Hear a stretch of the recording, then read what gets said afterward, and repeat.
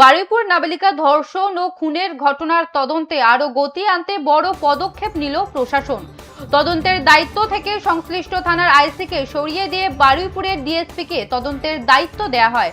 সূর্যপুরের 2 kilometre জুড়ে CC camera বসানোর কাজ শুরু হয়েছে।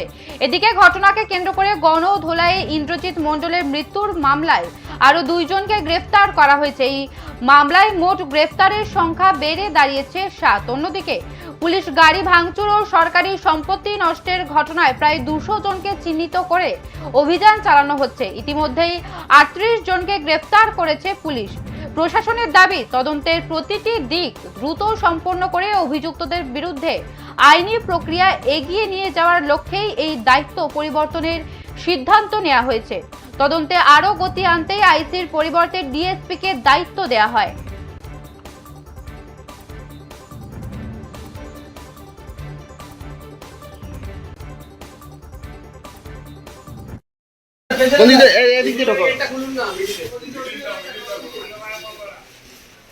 ভাঙচুরের ঘটনায় কি আপনারা ছিলেন?